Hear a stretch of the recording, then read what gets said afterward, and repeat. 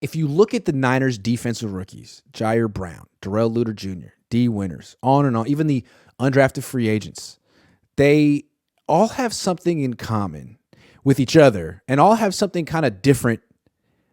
It sets them apart from the DBs the Niners were drafting and signing forever until like last year when they got Talanoa Hufanga. Now, all of a sudden, it seems like every DB they have has, what is it called? Ball skills. Ball skills. They can catch the football. Interception production. Yes. It's important. Guys who sack the quarterback. Guys who pick the ball off. And that's what they got. Yeah, I mean, I was reading about this morning. Somebody put this out as far as the interception totals on these rookies. And if you look at it side by side, man, it's a hell of a point. Jair Brown, 10 picks in the last 2 seasons. Luter, 10 picks. D. Winters, 3. Graham had 3. Jameson, really underrated player out of Texas, 6. Avery Young had 3. And it just kind of shows this shift in Niner philosophy. They used to go with, let's run and hit and have these monsters who separate you from the football, and we'll just crush you. But now that plays a penalty. So now it's like that's not a good game plan anymore, and they've subtly shifted away from Tart, away from Jimmy Ward, and now here's Hufanga, and he picks the ball off, and here's Gibson, who coming into last year I think had 27 or 28 career picks, and then wound up with a bunch. Right? That's right. Gibson. That's what he does. 4 or 5. He didn't have like an aberration season. This is what he does. But he does. He gets 5 or 6 picks a year. So he does.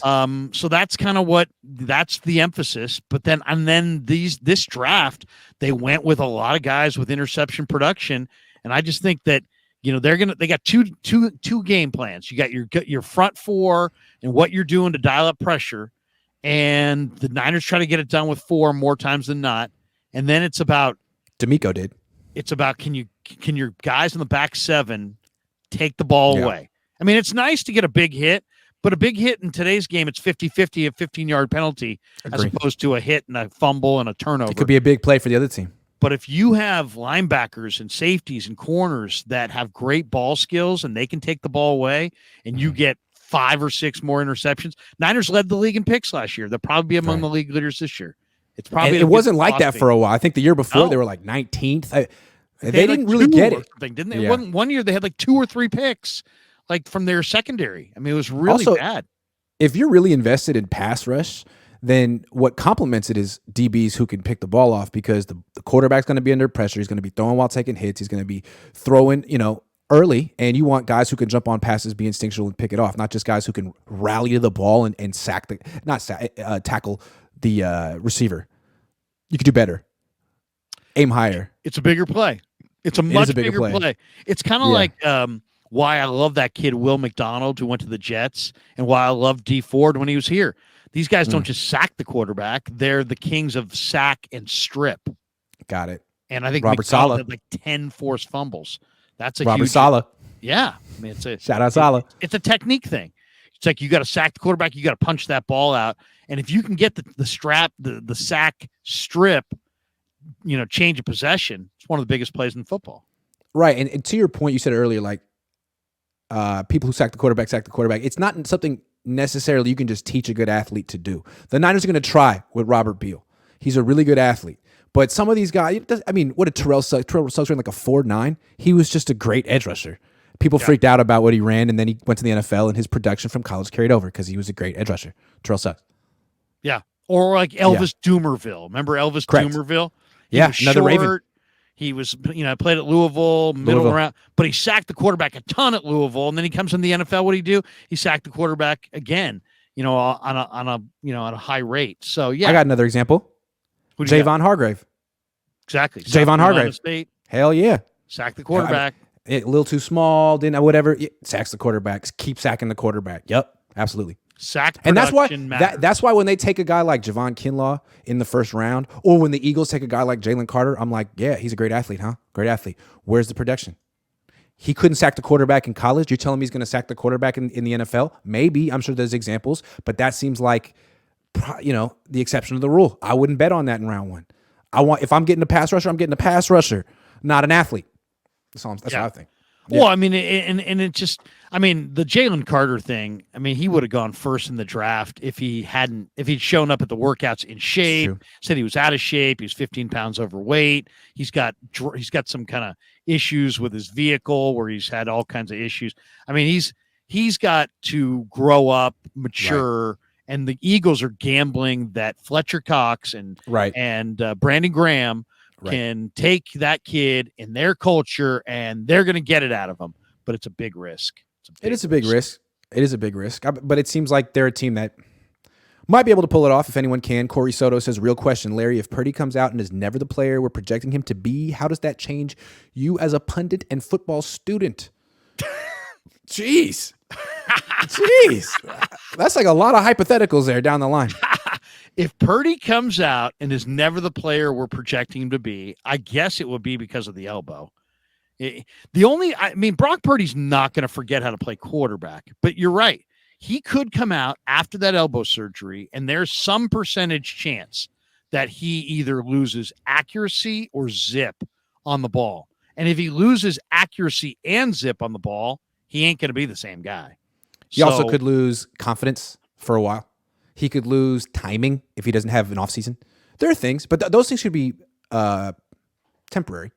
Well, I'm talking about he could be forever diminished, though. I mean, let's be honest. True. I mean, his arm was torqued, and it was his throwing arm, and who knows how those ligaments heal, and who knows what kind of touch he has, and it's all. But he's not going to lose his brain, and he's not going to lose that part of it. But he could lose zip, and he didn't. And let's be honest, Brock didn't have zip to lose. So if he loses a lot of zip, that's going to be that's like a fastball pitcher throwing 95, and all of a sudden he's throwing 90. It will matter. So, although in Purdy's case, it's more like a guy who was throwing 90 who's now throwing 85. Theoretically, I'm not saying he's Barry Zito yet. I'm not calling him Barry Zito. Remember when Barry Zito used to throw 84-mile-an-hour fastballs in real MLB games? That was wild, Larry. While making $26 million a year. That was why he really did that. But as far as changing me as a pundit, it will not change me. I will be the same. You always get credit for seeing what no one else saw. Even the Niners didn't see what you saw. You said it with your chest when they wouldn't, and I respect that. But they forever. Said it by drafting him. They said it. Him.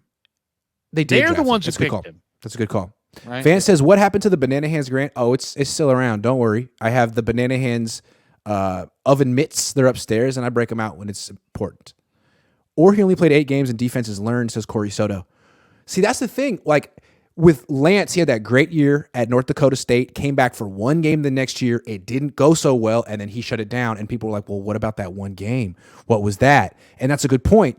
And with Purdy, before he got hurt, there was that 1 game against Dallas, which really did have a legit defense, and it was just very hard for the entire offense, 19 points. It's like, what was that? Was that just a great defense, or did Dan Quinn see something? I guess we'll see. I think it was a little bit of Kyle, to be completely honest. I thought that was Kyle's most conservative game plan by far all year. Mm-hmm. He did not take any chances in that game.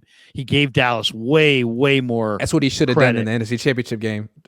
Yeah. Can I just say he should have been a little bit more conservative in the NFC Championship game? But yeah. I mean, think about that. Think about how he went for it with Josh Johnson at the end of the first half against Philly. Compare that to the way he called the game in the first half with Purdy against Dallas. I mean, it's amazing. It's amazing. It's the same play caller. He had a lot of respect for Dan Quinn and Micah Parsons. He clearly had no respect for Hassan Reddick and Robert Gannon. And you know what? I get not respecting Robert Gannon. That guy is terrible. And he was exposed 2 weeks later. But Hassan Reddick, you were wrong. Your evaluation of Hassan Reddick apparently was wrong, Kyle. Apologize to Hassan right now. Well, what I noticed there, and I don't know, I'd love to talk to Kyle about it. It's like, if you played the Eagles again today, would you recognize the fact that the Eagles are not really honoring the play fakes in the play action game and go play action? Because if the defense is not going to honor the play fake at all, the play action only hurts you. Agree. Also, to me, there's no shame in losing. There's nothing. If you learn from your mistake. If you learn from your mistake, then that could be the most important loss of your life. The Chiefs learned from their mistake in the Super Bowl against the Bucs and never put themselves in that position again with their offensive line. The Niners lose, and they're like, it wasn't our fault. It was bad luck. It's like, you got to learn from be honest with yourself. It's okay. You know? Yeah. No, we would respect you for saying, you know what, we weren't good enough this year. We thought we were, but we weren't. And that's going to push us even harder. Like, that's the kind of mindset that I think people thought Michael Jordan had that resonates with them. Like, you're brutally honest with yourself. You hold yourself to the highest standard. You pushed yourself until you get there. That's what everyone loves about Jordan, right? That's the myth of Jordan. You guys are okay with being third place, and it's not cute anymore. It's been like 4 years. Push yourselves harder. Have a higher standard, please. Please. Well, I mean, just scout Philly better. Yes. And I mean, and not that they didn't have a good plan against Philly, but play action is what the Niners do. But play action, Philly had awesome numbers against the play action. Well, why was that? Well, you could quickly see that their edge rushers, really their entire D-line, not one of them was reading the play action fake. The play action fakes did not ever slow them down. If anything, it just took the offense an extra tick to carry out the fake, and then boom, that's how they led the league with 70 sacks. That's right. And to me, so you had to attack differently, and I don't think they adjusted the way I wanted to see them adjust. Or if they had, we didn't get deep enough into the game to see it. Yeah, the Niners didn't need to do 7-step play action drops from under center to beat Philly. They really didn't. What they needed to do was not do that. Run the ball.